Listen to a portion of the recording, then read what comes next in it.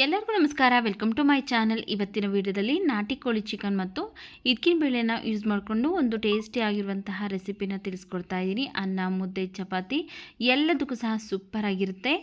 ನೋಡಿ, ಸ್ಟವ್ ಮೇಲೆ ಒಂದು ಬಾಣಲೆ ಬಿಸಿಗಿಟ್ಟು ಅದಕ್ಕೆ ನಾನು 1 ಟೇಬಲ್ ಸ್ಪೂನ್ ಆಗೋಷ್ಟು ಎಣ್ಣೆ ಹಾಕ್ಕೊಂಡಿದ್ದೀನಿ. ಎಣ್ಣೆ ಬಿಸಿ ಆದಮೇಲೆ 1 ಗಡ್ಡೆ ಬೆಳ್ಳುಳ್ಳಿ ಹಾಗೆಯೇ 1 ಗಡ್ಡೆ ಈರುಳ್ಳಿನ ಕಟ್ ಮಾಡಿ ಹಾಕ್ಕೊಳ್ತಾ ಇದ್ದೀನಿ.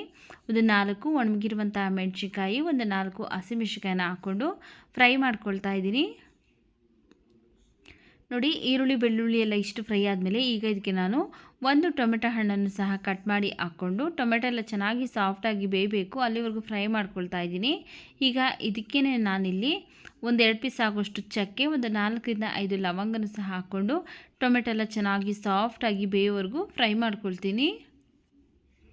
ನೋಡಿ, ಟೊಮೆಟೊ ಎಲ್ಲ ಇಷ್ಟು ಫ್ರೈ ಆಗಿದೆ. ಈಗ ಸ್ಟವ್ ಆಫ್ ಮಾಡಿಕೊಂಡು ಪಕ್ಕಕ್ಕೆ ಇಟ್ಕೊಳ್ತೀನಿ.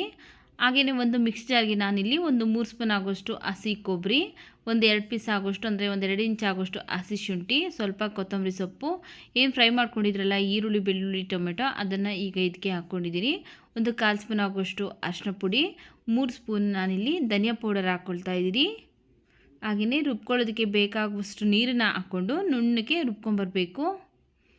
ನೋಡಿ, ಈ ರೀತಿಯಾಗಿ ಮಸಾಲೆನ ರುಬ್ಕೊಂಡಿದ್ದೀನಿ. ಈಗ ಮಸಾಲ ರೆಡಿ ಆಗಿದೆ. ಇದನ್ನು ಸೈಡ್ಗಿಟ್ಟು ಸ್ಟವ್ ಮೇಲೆ ಒಂದು ಕುಕ್ಕರ್ ಬಿಸಿಗಿಟ್ಟಿದ್ದೀನಿ. ಅದಕ್ಕೆ ನಾನು 1 ಸ್ಪೂನ್ ಆಗೋಷ್ಟು ಎಣ್ಣೆ ಹಾಕ್ಕೊಂಡು ಎಣ್ಣೆ ಬಿಸಿ ಆದಮೇಲೆ ಒಂದು ಅರ್ಧ ಗಡ್ಡೆ ಈರುಳ್ಳಿನ ಸಣ್ಣದಾಗಿ ಹೆಚ್ಚಿಬಿಟ್ಟು ಹಾಕ್ಕೊಂಡು ಫ್ರೈ ಮಾಡ್ಕೊಳ್ತಾ ಇದ್ದೀನಿ. ನೋಡಿ, ಈರುಳ್ಳಿ ಎಲ್ಲ ಚೆನ್ನಾಗಿ ಫ್ರೈ ಆದ ನಂತರ ಈಗ ನಾನು 1 kg ಚಿಕನ್ನ ಅಂದರೆ ನಾಟಿ ಕೋಳಿ ಚಿಕನ್ನ ಚೆನ್ನಾಗಿ ತೊಳೆದುಬಿಟ್ಟು ಈಗ ಇದಕ್ಕೆ ಹಾಕ್ಕೊಂಡಿದ್ದೀನಿ. ಹಾಕ್ಕೊಂಡು ಚೆನ್ನಾಗಿ ಫ್ರೈ ಮಾಡ್ಕೊಳ್ಬೇಕು. ನಾಟಿ ಕೋಳಿ ಚಿಕನ್ನಲ್ಲಿರುವಂತಹ ನೀರಿನಂಶ ಎಲ್ಲ ಚೆನ್ನಾಗಿ ಬಿಟ್ಕೊಳ್ಬೇಕು.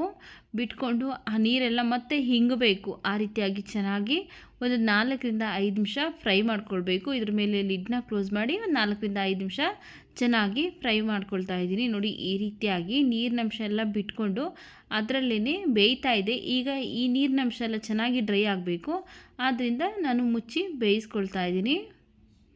ನೋಡಿ, ಇಲ್ಲಿ ಟೋಟಲಾಗಿ ಒಂದು 4-5 ನಿಮಿಷ ಆಗಿದೆ. ನೀರೆಲ್ಲ ಹಿಂಗಿದೆ, ಅಂದರೆ ಚಿಕನ್ ಎಲ್ಲ ನೀಟಾಗಿ ಅಬ್ಸರ್ವ್ ಮಾಡ್ಕೊಂಡಿದೆ. ಈಗ ನಾವು ಫಸ್ಟನೇ ಏನು ರುಬ್ಬೆತ್ತಿಟ್ಕೊಂಡಿದ್ರಲ್ಲ ಮಸಾಲ, ಆ ಮಸಾಲಾನ ಈಗ ಇದಕ್ಕೆ ಹಾಕ್ಕೊಳ್ತಾ ಇದ್ದೀನಿ. ಆನಂತರ ಅದೇ ಮಿಕ್ಸ್ ಜಾರ್ಗೆ ನೀರನ್ನು ಹಾಕ್ಕೊಂಡು ಮಿಕ್ಸ್ ಜಾರ್ ತೊಳೆದ್ಬಿಟ್ಟು ಈಗ ಇದಕ್ಕೆ ಹಾಕ್ಕೊಳ್ತಾ ಇದ್ದೀನಿ.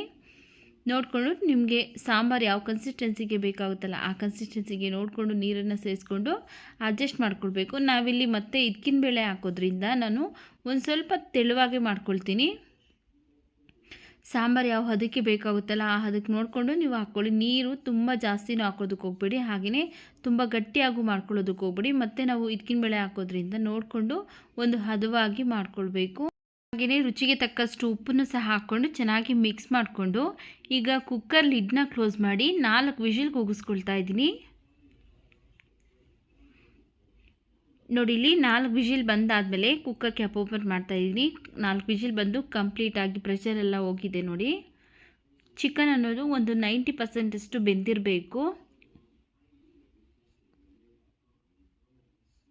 ನೋಡಿ, ಇಲ್ಲಿ ಒಂದು 90% ಅಷ್ಟು ಬೆಂದಿದೆ. ಇನ್ನು 10% ಏನಿದೆಯಲ್ಲ ಅದು ನಾವು ಇದ್ಕಿನ ಬೇಳೆ ಹಾಕ್ತೀವಲ್ಲ ಅದ್ರ ಜೊತೆನೇ ಬೆಂದ್ಬಿಡುತ್ತೆ. ನೋಡಿ, ಈಗ ಸಾಂಬಾರು ಅದನ್ನು ಸಹ ಸ್ವಲ್ಪ ಗಟ್ಟಿಯಾಗಿದೆ. ಈಗ ಇದಕ್ಕೆ ನಾವು 1 ಕಪ್ಪು ಇದ್ಕಿದ ಅವರೇ ಬೇಳೆ ಹಾಕ್ಕೊಳ್ತಾ ಇದ್ದೀನಿ. ಇದ್ಕಿದ ಅವರೇ ಬೇಳೆ ಹಾಕಿ ಚೆನ್ನಾಗಿ ಮಿಕ್ಸ್ ಮಾಡಿ ಕುಕ್ಕರ್ ಲಿಡ್ ಕ್ಲೋಸ್ ಮಾಡ್ದೇ ಓಪನ್ ಆಗಿ ಒಂದು 4-5 ನಿಮಿಷ ಬೇಯಿಸ್ಕೊಳ್ಬೇಕು. ಕುಕ್ಕರ್ ಲಿಡ್ ಕ್ಲೋಸ್ ಮಾಡಿ ವಿಷಿಲ್ ಬರೆಸ್ಬಿಟ್ರೆ ಬೇಳೆ ನುಣ್ಣಗಾಗ್ಬಿಡುತ್ತೆ. ಅದರಿಂದ ನಾವು ಒಂದು 4-5 ನಿಮಿಷ ಇದೇ ರೀತಿ ಓಪನ್ ಇಟ್ಟೆ ಬೇಯಿಸ್ಕೊಳ್ಬೇಕು. ಆಗ ಹದವಾಗಿ ಕರೆಕ್ಟಾಗಿ ಬೇಯುತ್ತೆ. ಹಾಗೆ ಚಿಕನ್ನು ಸಹ ಅದ್ರ ಜೊತೆಗೇ ಚೆನ್ನಾಗಿ ಬೇಯುತ್ತೆ. ಉಪ್ಪು ಖಾರ ಎಲ್ಲ ಸಹ ನೀಟಾಗಿ ಇಟ್ಕೊಳ್ಳುತ್ತೆ. ನೋಡಿ, ಈಗ 4-5 ನಿಮಿಷ ಆಗಿದೆ. ಒಂದು ಸಾರಿ ತೋರಿಸ್ತಾ ಇದ್ದೀನಿ ಯಾವ ಹದಕ್ಕೆ ಬೆಂದಿರಬೇಕು ಅಂತ. ತುಂಬ ಸಾಫ್ಟಾಗೆಲ್ಲ ಬೇಯಿಸೋದಕ್ಕೆ ಹೋಗ್ಬಿಡಿ. ನೋಡಿ, ಈ ರೀತಿಯಾಗಿ ಬೇಳೆನ ಪ್ರೆಸ್ ಮಾಡಿದ್ರೆ ಕಟ್ ಆಗಬೇಕು, ಅಷ್ಟು ಬೇಯಿಸ್ಕೊಂಡ್ರೆ ಸಾಕಾಗುತ್ತೆ. ಸಾಂಬಾರು ಅದನ್ನು ಸಹ ಕರೆಕ್ಟಾಗಿ ಇದೆ.